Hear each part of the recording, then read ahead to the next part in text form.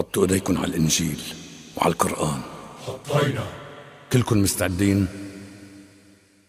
قولوا معي. يا منموت كلنا وبينتهي الوطن، يا منكون رجال وبيبقى الوطن، يا منموت كلنا وبينتهي الوطن، يا منكون رجال وبيبقى الوطن. منموت منعيش أحرار، يا منكون رجال أبطال أحرار وبيبقى الوطن.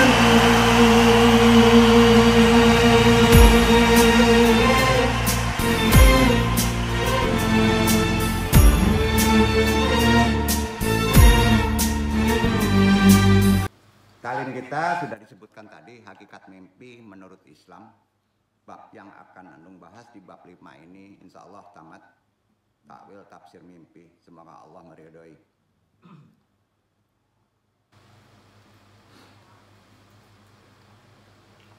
Subhanaka ilmalana ilama alam tanah inaka tal alilul hakim. Ya Allah, ya Rob, lapangkanlah untukku dadaku, mudahkanlah untukku urusanku. Uraikan simpul pengikat lisan ini, baik pentalim maupun yang ditaklimi, agar bisa memahami talim ini dan bisa mengamalkannya dengan benar. Puji syukur kehadirat Allah Subhanahu wa Ta'ala, dengan kodrat iradahnya juga rahmatnya kita masih bisa diberi waktu untuk datang bertolibul ilmi ke tempat ini. Hadirin jamaah Iwan Akhwat YMA rahimakumullah, baik yang mengaji secara talaki langsung maupun yang mengaji tidak langsung, mungkin mencari dunia sains atau dunia medsos, semuanya dong doakan rahimakumullah. Di pertemuan ini Al-Fakir yang bodoh ini tadi sudah disebutkan, kita coba bahas yang jarang dibahas sama orang, tapi ada ilmunya dan ada sandaran dalilnya baik di Quran maupun di hadis. Perkara mimpi jangan disepelekan. Ilham itu kadangkala random, samar. Mimpi itu bisa jelas kadangkala. Tapi sayangnya banyak ulama yang kurang mendalami perkara ini. Jangan-jangan kita diberi petunjuk sama Allah melalui mimpi, karena kita nggak paham ilmunya, dianggap bunga tidur. Ya kan? Nah,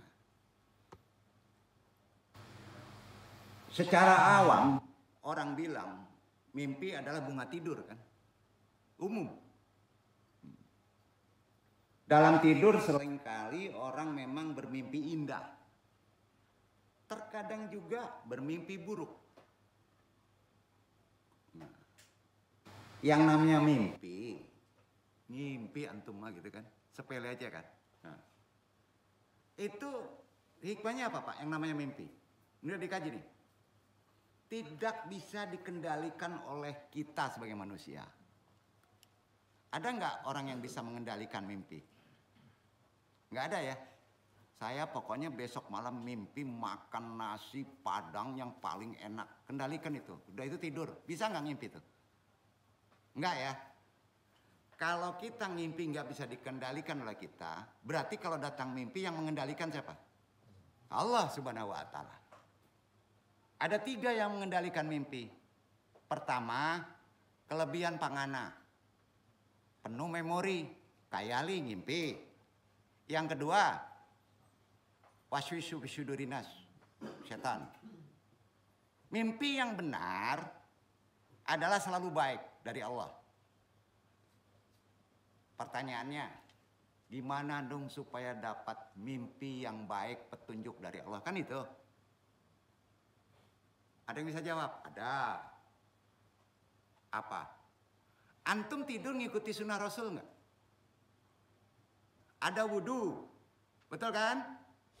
Sudah itu pas tidur itu adek mati, jadi mayat. Orang kalau dikubur mayat menghadap kemana Pak? Kiblat ya? Iya kan? Apa yang dibaca? Doa Tidur arti kata supaya kita tidak ada ekspansi dari tidur. Seperti mayat yang disebut nafi isbat. Kalau kita nggak ada ekspansi, Allah masuk. Memberi petunjuk. Mulai besok amalin. Kalau ingin tidur kita jadi ibadah, sama dengan sholat. Sepakat? Masya Allah. Pengen dikasih tunjuk sama Allah. Ya kayak gitu. Kalau sholat itu untuk kita Pak. Untuk dunia, keselamatan. Kalau hilang petunjuk ya tidur tadi. Allah tidak akan memberi petunjuk kalau antum jadi Tuhan. Bekerja seolah-olah tahu. Iya kan? Pintar, nggak bisa. Jadi ada ajaran, makanya kita sering keras-keras. Tadi itu susah banget ngilangin keakuan. La ilaha illallah. La ilaha illallah. Antum ingin buat teler tuh. Sampai lupa. Jadi metode tadi bukan klinik. Supaya kita ngelepas diri dari keakuan. Yang ada hanya Allah kan. La ilaha illallah, la ilaha illallah. Jadi jangan dibid'ahkan dulu. Itu metode. Supaya kita bisa pasrah tawakal hanya kepada Allah dengan metode tadi. Itu yang disebut zikir jahar. Kalau sudah bisa zikir jahar, naik dia. Permohonan andung tadi dibantu naik dengan tadabbur alam. Naik ke atas tuh. Terkait dengan air tadi. Nah itu nggak perlu dikaji. Nanti ngeri-ngeri antum. Ya. Yang penting, alhamdulillah ada guru kan. Itu aja kuncinya aja. Jadi itu perkara yang paling mesti kita pahami dulu dasarnya. Ya. Perkara mimpi. Jadi mimpi itu tidak bisa dikendalikan oleh manusia. Arti kata kalau antum mimpi dikendalikan 3. Oleh kelebihan kepala, oleh setan, dan oleh Allah. Yang kita pilih mimpi melalui Allah. Tapi supaya kita bisa dapat ilham di mimpi melalui Allah, harus gimana? Harus gimana? Amalannya?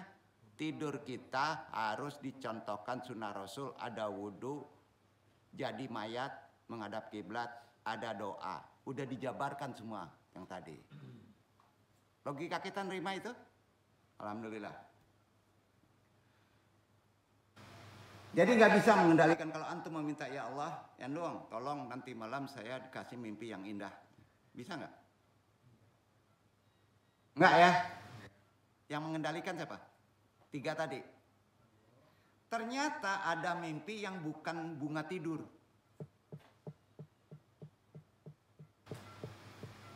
Namun mimpi yang bukan bunga tidur ini lazimnya hanya terjadi pada orang-orang tertentu dan ada syaratnya. Itu mimpi yang benar. Ada syaratnya. Ini yang andung jabarkan. Kalau nggak mimpi, cucu andung episode. Nah, bukan nakut-nakutin.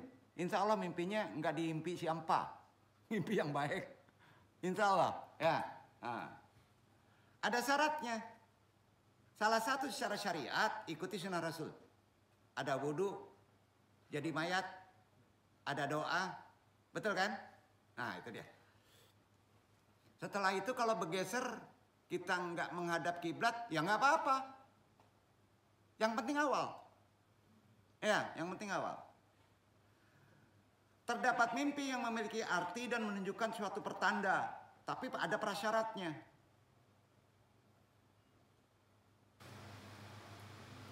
Bukan hanya sekedar bunga tidur. Jadi ada mimpi yang memang benar-benar memiliki arti yang penting. Jumhur ulama mengatakan begini. 5 dal ahlam. Nuhimatun zidan. Li'annahu indama yanamul insan. Yatawaqafu jihajuhul asbi'u bil kamili. Wala yatahakami fi illallah subhanahu wa ta'ala li'anna ladiyanamu haqqan la yastati'u tahakum fi nafsihi. Artinya dong, kenapa mimpi itu begitu penting? 5 dal ahlam muhimatun. Kenapa mimpi itu menjadi penting mesti dipelajari? Karena ketika orang tertidur Ketika antum tidur yang benar, off semua sistem syaraf. Enggak bekerja. Ya kan? Nah, yang ada hanya pengendalian dari Allah Subhanahu wa taala.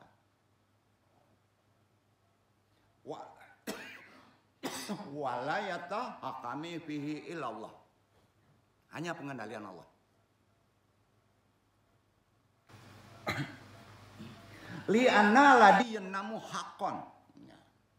Karena dia yang tertidur benar, pulas, tidak bisa mengendalikan dirinya. Itu artinya. Ini kata Andung, kata jemur ulama. Nah, orang sekarang kan dasar dalilnya mana sih? Katanya. Bentar-bentar dalil, bentar dalil.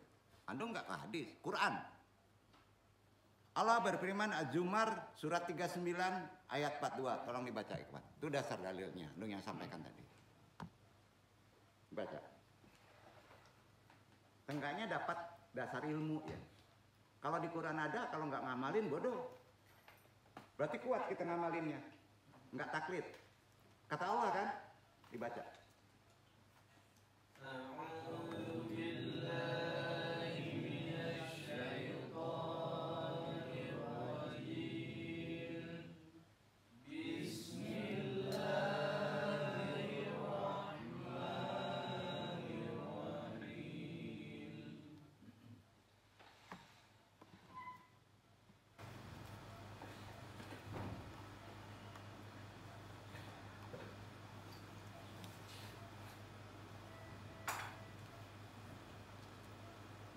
Allahu yatawaffal anfusa hina awal. Allahu yatawaffal anfusa hina mautiha wallati lam tamut fi manamiha fayumsiku allati qada 'alaiha al-maut wa yumsilu al-ukhra ila ajalin musamma inna fi dhalika laayatin liqaumin yatafakkarun. Allah memegang jiwa orang ketika matinya dan memegang jiwa orang yang belum mati di waktu tidurnya. Maka dia tahanlah jiwa orang yang telah dia tetapkan kematiannya, dan dia melepaskan jiwa yang lain sampai waktu yang ditentukan. Sesungguhnya pada yang demikian itu terdapat tanda-tanda kekuasaan Allah bagi kaum yang berpikir. Ini perkara mimpi. Kalau dasar mimpi, dasarnya itu dalilnya, Qurannya. Perhatikan ya. Allah menggenggam nyawa manusia pada saat kematiannya. Ya. Dan yang belum mati ketika dia tidur. Ya. Ketika dia tidur. Berarti pas antum tidur, kesadaran antum, saraf antum digenggam. Off. Yang menguasai siapa situ? Allah. Itu Quran ya. Berarti Allah. Waktu tidur, Allah sangat dekat. Makanya tahara. Kalau antum tidak bersih, geremet, mikir juga, bayar utang, mau tidur, setan masuk. Sampai tidur itu khusyuk yang paling mudah. Sepakat nggak nih? Coba antum sholat, ingat utang kan langsung. Masuk tuh. Tidur itu off semuanya. Ya. Tapi sayangnya banyak yang mubazir. Nggak diberi petunjuk. Sekalinya dapat tafsir, ditakwil. Ditakwil tuh nggak? Ditakwil dengan ditafsir beda. Kalau ditakwil menggunakan akal-akalan. Kalau ditafsir ada sandaran dalil, hadis dan Quran. Duduk ya? Bedanya tuh.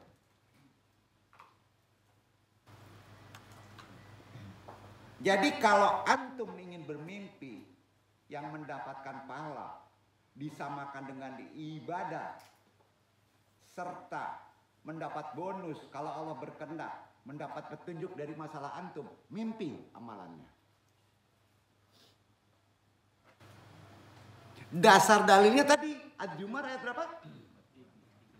4:2.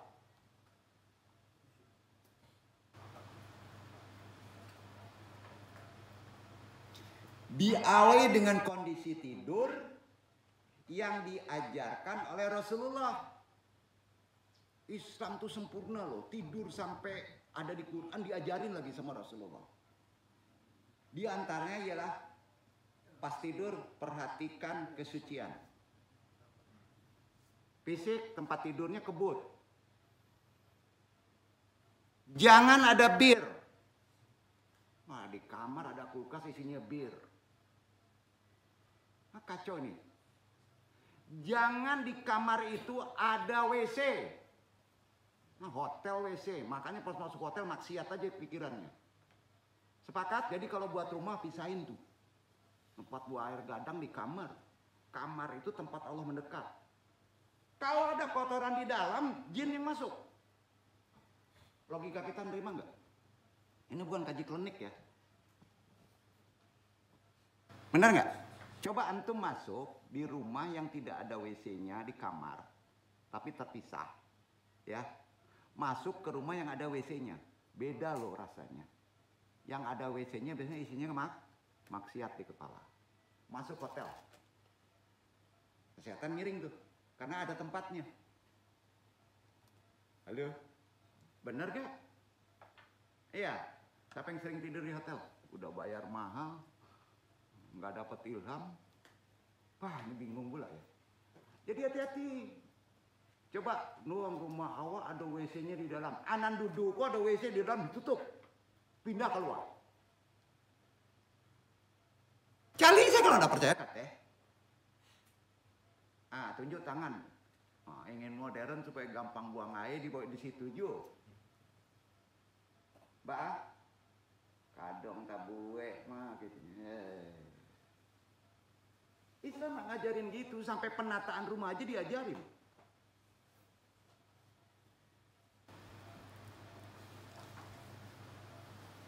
Karena di tidur peraduan itu perlu tahara, perlu kesucian, perlu wudu. Itu ajaran Rasulullah. Tempat kamar pun harus bersih. Sebelum tidur berwudu, berdoa terlebih dahulu menghadap kiblat seperti kondisi mayat. Nah, sekarang diamalin ya tuh. Pas tidur buka baju celentang, dalam kekenyangan, udah deh asik tuh setan masuk. Nggak ada petunjuk. Gini aja deh mudahnya. Besok amalin itu. Siapa yang punya masalah, solusinya kalau kita banyak doa, itu syariat. Cari nafi isbat yang paling mudah. Tidur. Di Quran ada, Abah Anum ngajarin begitu guru antum. Orang tarekat ngajarin itu. Ada wali abdal yang kerjanya tidur. Tapi itu amalan yang nggak boleh diikutin, nanti tidur terus kayak puasa ular. Ya, kalau niatnya dia tidur untuk menghindari maksiat, keren. Benar nggak? Karena itu tidurnya menjadi pahala. Karena takut dengan kondisi kalau terbuat maksiat. Maka ada yang disebut itikaf. Ke goa.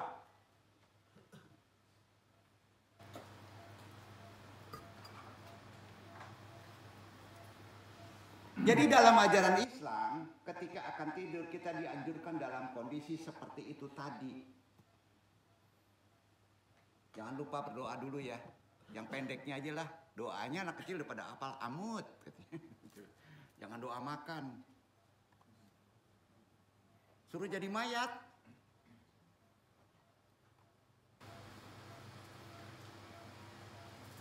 Qasyatan idza kunta tanamu bisyaqin syahihan.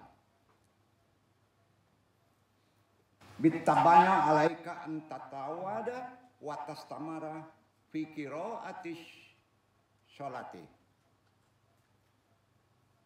Bihaitu yakunu wajhuklan mitla judhati. Hadal huwa mayyaru bin nisbati lil juhati allati tu'azzihul qablata. Gitu ikhwan. Tanaman mitla wadal judhati. Bihaitulah tata'arradu mawadayutil judhati. Fi hadi di hatihi laisya ladahi ayu raqabatin qasyatun bihi. Ya kan? Artinya no. Apabila kalau tidurnya benar menurut tuntunan Nabi, tentunya pakai wudhu, terus membaca doa, menghadap seperti mayat, itulah standar mayat menghadap ke kiblat, persis kayak posisi mayat, sehingga dia tidak bisa ada intervensi pada dirinya sendiri. Artinya tidak punya keinginan dari dirinya sendiri. Off semuanya, maka Allah masuk. Secara akal juga benar itu kan. Itu tidurnya nyaman. Jadi nggak ada persepsi mesti 8 jam. 4 jam kalau tidur kayak gitu, udah seger besok. Ya. Jadi mimpi saat tidur masuk. Ya. Biasanya terjadi lantaran tubuh, otak mengalami kelelahan. Hingga membuat seseorang bermimpi. Seumpama mimpi berhubungan badan. Kalau non bujang-bujang mimpi basah. Nah, itu bukan kebiasaan orang soleh. Jadi kalau antum bermimpi berhubungan badan, mimpi basah dosa enggak. Tapi bukan kebiasaan orang soleh. Ya. Jangan bohong deh, semua pernah mengalami mimpi basah kan? Kelelahan, kecapean pasti tuh. Banyak angan-angan mimpi basah. Yang udah berumah tangga aja bisa kayak begitu kok. Itu tidak dosa. Tapi kata Nabi itu bukan standar orang soleh. Itu kata Nabi.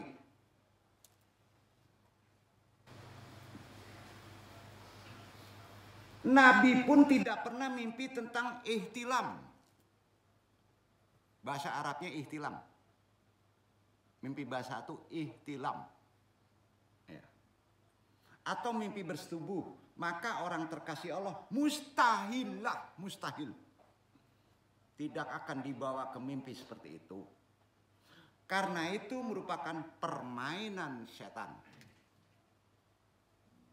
Apakah itu setan berupa jin? Tidak. Setan yang sifatun. Itu bermain di pikiran. Maka obatnya sering tahara abaha. La ilaha. Utak keluar tuh. Ilallah. Maka kalau antum zikir abaha, syatar, antum sulit mimpi yang menakutkan. Dicerdaskan. Ada di situ. Nah ini kan mesti dijelaskan. Kalau kita mau membumikan tasawuf, harus jelas dalilnya dong. Banyak yang membumikan tasawuf, keren-keren tuh. Ya, betul. Subscribe-nya jutaan lagi ya. Kira-kira gitu ya. Tapi kok nggak bisa menjabarkan sandaran dalilnya? Ini perlu ditawil atau perlu ditafsir? Hati-hati kalau benar kajinya. Nggak bisa dia populer di bumi. Nggak akan bisa. Yang duduk mau populer, mau subscribe-nya 7, nggak bisa. Makanya gantiin deh. Benar. Ya kalau Tuhan berkehendak antum populer ya dengan kaji ini bisa aja. Yang penting bagi jemaah andong di sini pulang membawa bekal tidak taklid. Kalau kita tidak taklid, ada ilmunya, maka kita akan mengamalkannya. Faedahnya banyak kan? Nah, Di kehidupan zaman sekarang, kodrat zamannya, perlu nggak kaji ini?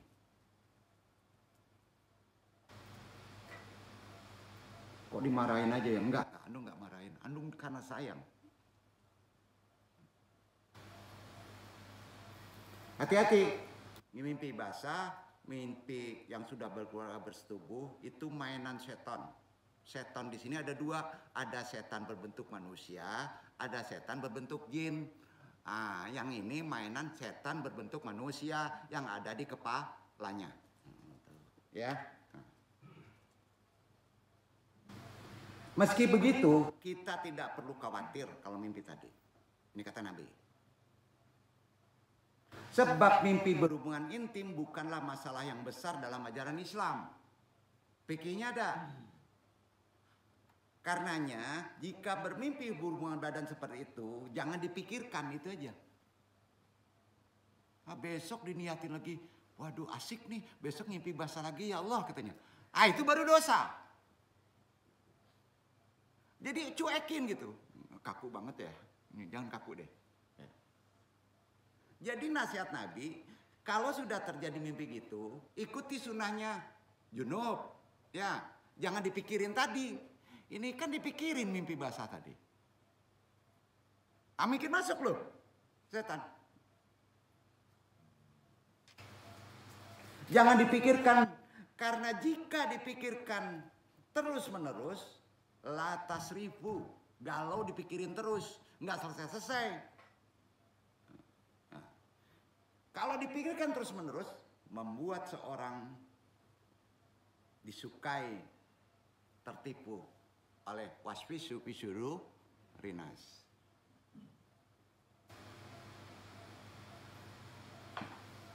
Arti kata perempuan maupun laki-laki akan mudah terbawa ke dalam permainan setan. Nah ini ada hadisnya. Maka dari itu untuk hal yang seperti tadi, pas mimpi basah, kok nggak enak ya ngajinya ya. Syarat awal pas mimpi, pas kita terjaga sadar, apa yang disebut? Istighfar, astagfirullahaladzim. Ada pula jemaah Andung, alhamdulillah. Kan kacau ini. Terbalik. Apa? Nggak apa-apa ya, Andung sebutkan. Jadi amalan itu harus benar. Istighfar. Karena istighfar adalah taharah. Membersihkan.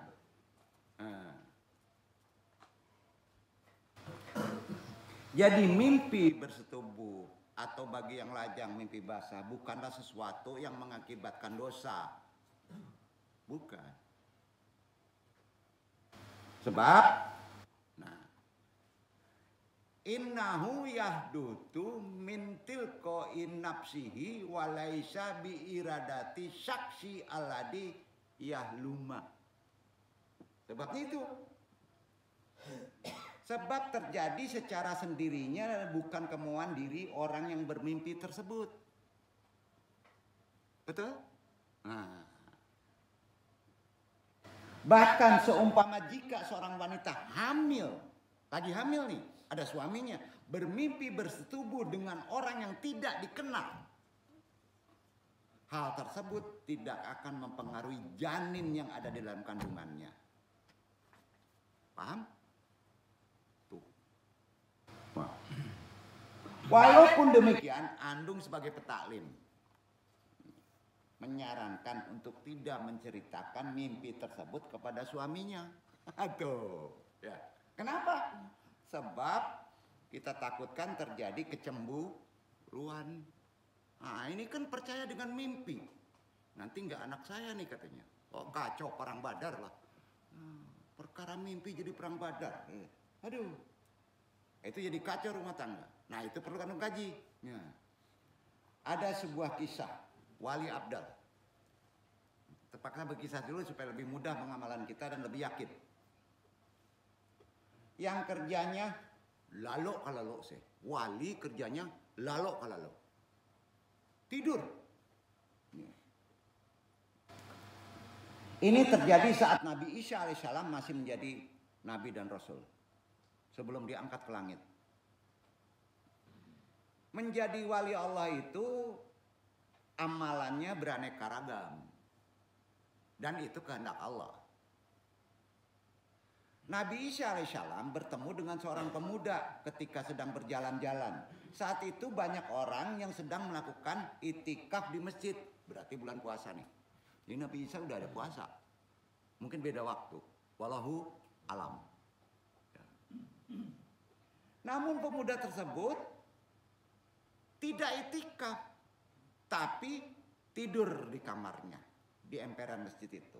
Nabi Isa bertanya kepada pemuda tersebut, lima dalatu syarika fil ibadati.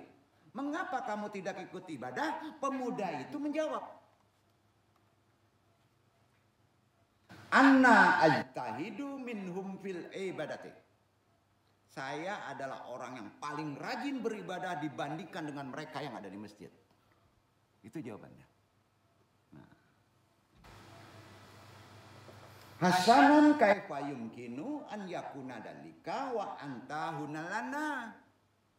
Nah, bagaimana bisa begitu, kata Nabi Isa. Sedangkan kamu sekarang berada di kamar tidur, katanya. Logikanya gitu. Tanya Nabi Isa kepada pemuda tersebut. Pemuda itu menjawab lagi, kuntu harir burar rakbaiti fil enghimasi fil maladati dunyawati wal fujur.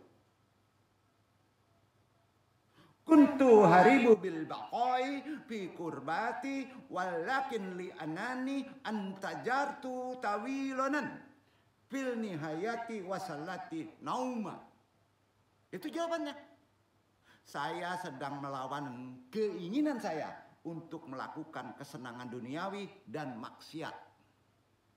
Saya melawan dengan berdiam diri di kamar tidur.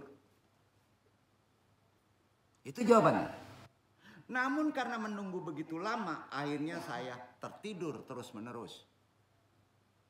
Takut berbuat maksiat baik secara hati atau melihat orang. Setelah itu baru turun wahyu ke Nabi Isa.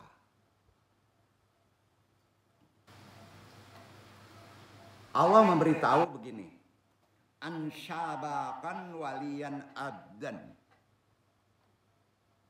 Harabat dunya pil naumi rakma annahu masmu falatu qaliduhu. Artinya bahwa pemuda tersebut adalah seorang wali abdal, Isa. Itu wali abdal yang melawan dunia dengan cara tidur. Meskipun itu diperbolehkan, kata firman tadi, tapi jangan ditiru oleh antum Nabi. Ayo. Tapi jangan ditiru. Makomatnya berbeda. Nabi Khidir beda makomatnya. Dibunuh tuh anak yatim kan. Ini karena ada ajaran Nandung, besok ngorok aja ya.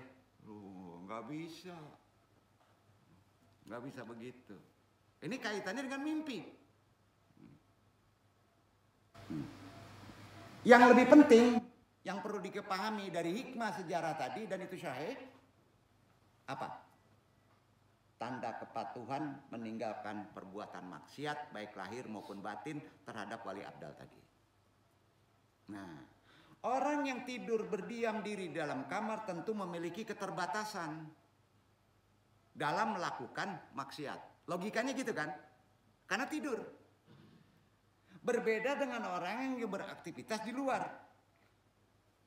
Meskipun dalam konteks kehidupan modern, hal tersebut juga bisa dianggap sebagai maksiat.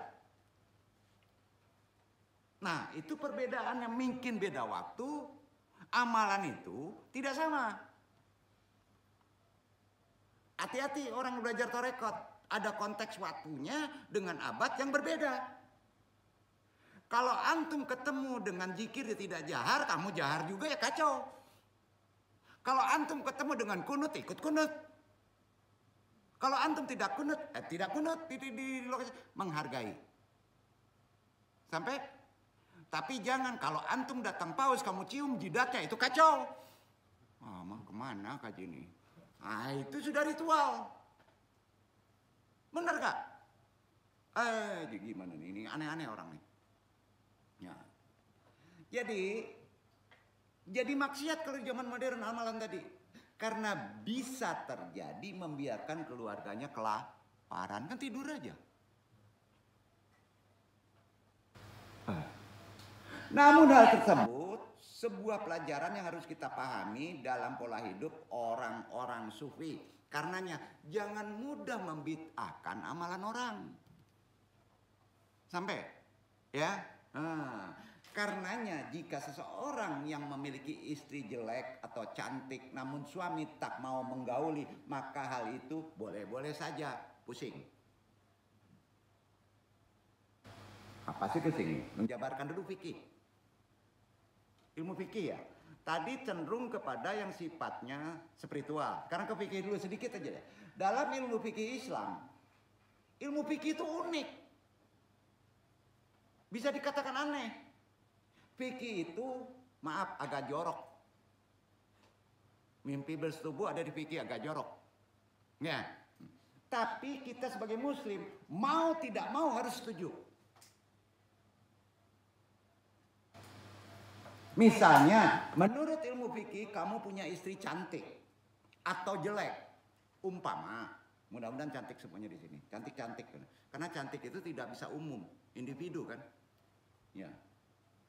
Kalau tidak mau kamu kumpul, tidak mau berkumpul, maka tidak wajib kamu beri nafkah. Fikih. Maka tidak wajib kamu memberi nafkah. Itu fikih.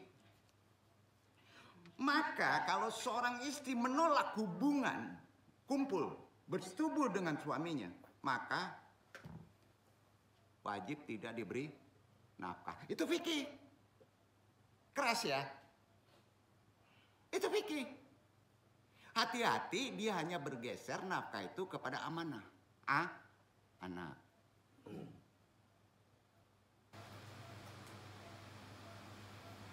Karenanya dalam pandangan fikih Islam ada aspek yang terkadang menjadi aneh dengan pola pikir yang secara biasa. Walaupun kita harus setuju dengan aturan. Contoh, ya. Menurut ilmu fikih, jika seseorang memiliki istri yang baik maupun tidak baik, jika dia tidak mau menyatukan mereka, dia tidak diwajibkan memberi nafkah. Namun sebaliknya istri juga dapat mengancam.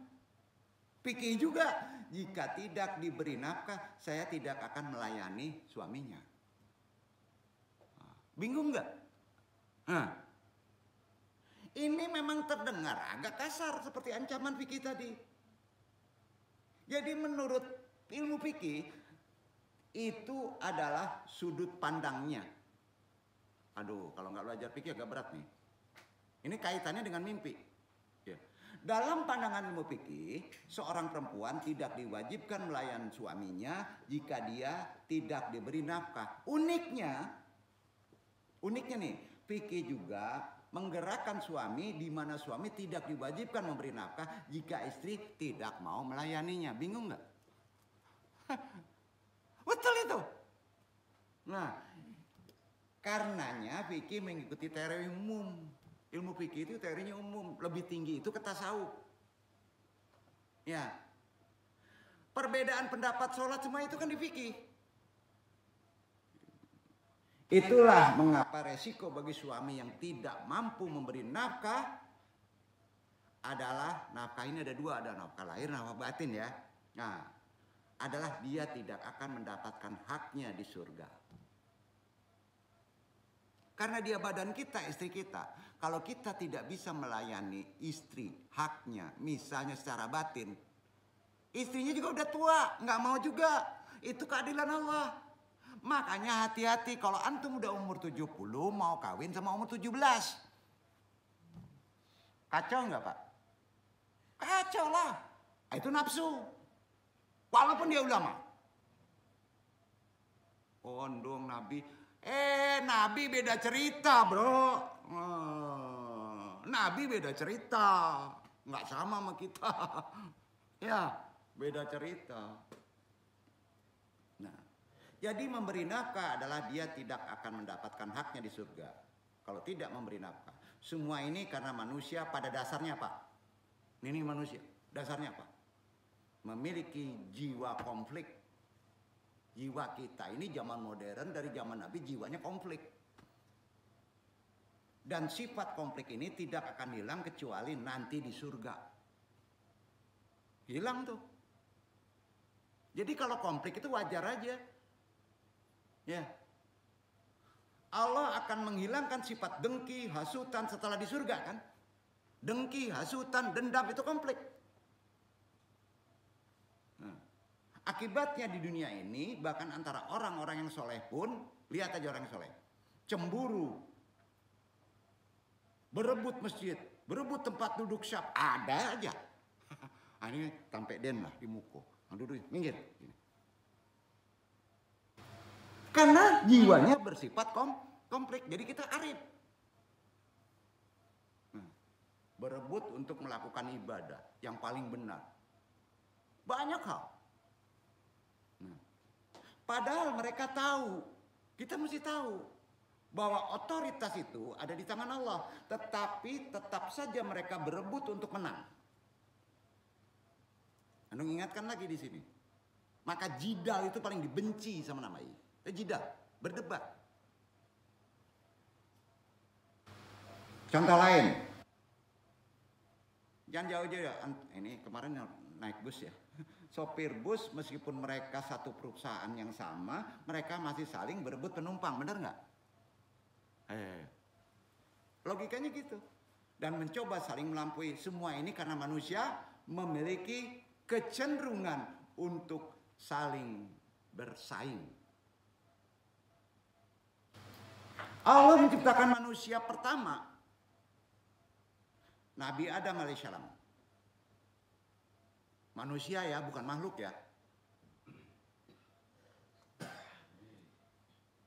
Yang bahkan menimbulkan, pas diciptakan ada Nabi Adam, timbul konflik dengan malaikat. Betul, ada di Quran. Langsung kritik Allah. Kenapa Allah menciptakan Adam yang akan membuat kerusakan di muka bumi? Benar kan? Konflik. Jadi kalau antum nyinyi itu memang sifatnya gitu. Konflik. Ini sering gak tahan sama ulama-ulama sekarang. Betul gak? Hari ini juga ada yang konflik. Nah disinilah menunggu al-ilham dari mimpi. Semua masalah itu karena konflik tadi. Baru awal menciptakan makhluk aja udah timbul konflik dengan malaikat. Allah menyatakan bahwa Adam adalah khalifah, tetapi malaikat protes karena mereka pikir manusia pasti akan menyebabkan konflik. Malaikat yang memprotes ini juga menunjukkan konflik internal. Gitu deh. Di dunia malaikat ada konflik internalnya. Ya. Mereka sendiri juga ada konflik. Ya. Allah kemudian mengingatkan bahwa Dia yang menciptakan makhluk dan membuat aturan, kan Allah, sehingga tidak perlu ada protes. Makanya kalau ada Quran jangan diprotes. Kalau sandarannya ayat ini udah jangan diprotes. Kalau hadis masih bisa diprotes. Jadi yang boleh taklid, terima bulat-bulat hanya satu. Kitabullah. Nggak mungkin salah. Itu mukjizatnya. Tadi amalan semua tadi ada di Quran? Ada. Wah, nggak bisa dikalahin ini, enggak. Nah, akal sehat, akal cerdas. Akal tuh nggak ada yang sehat. Percaya nggak? Nggak ada akal yang sehat. Akal tuh bisa dipendekin, dipanjangin, maka jangan main-main dengan Quran.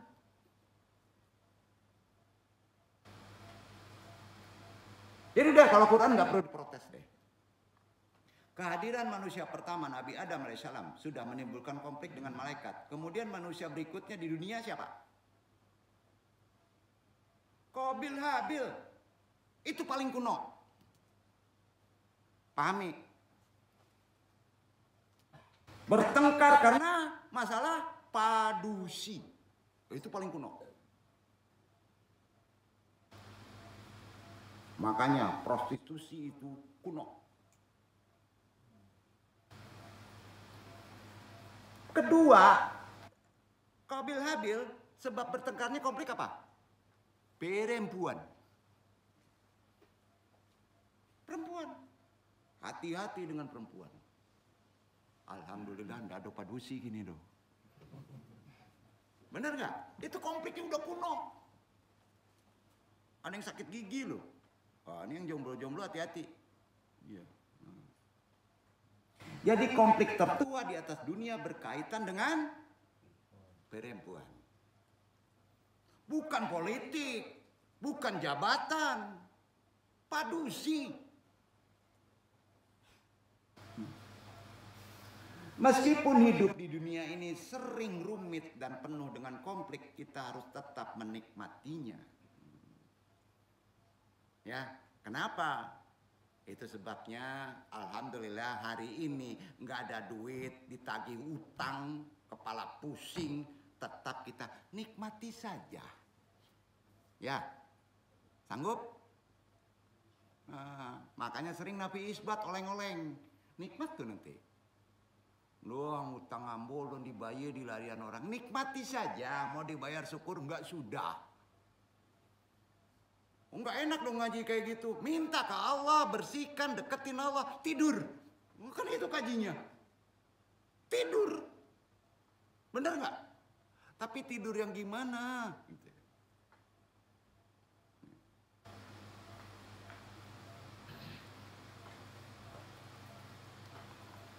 Karena itu nikmati hidup.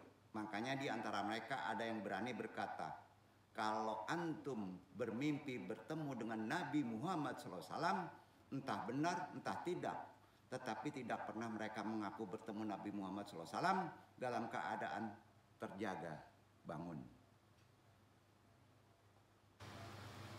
Terjadi konflik juga. Kan kemarin apakah ada kiat tertentu bermimpi bertemu Nabi Muhammad? Gak diajarin sunnah dengan amalan-amalan tertentu bertemu Nabi, gak ada. Wiridnya 1000 nanti ketemu Nabi. Emangnya kalau udah ketemu Nabi gimana? Jadi wali? Hati-hati dijual tuh. Habib. Habib. Juriyat kan? Habib tuh yang paling susah ketemu Nabi. Karena dia merasa dirinya juriyat. Hati-hati. Melakukan zikir sekian nggak ada tuntunan sunnah. Kemarin udah kan bahas. Jadi ini nanti dibaca sendiri ya. Penjelasan dari mimpi bertemu Nabi. Anung tidak akan bahas. Ya. Karena kemarin udah Anung bahas secara lebih. ألف صلى الله على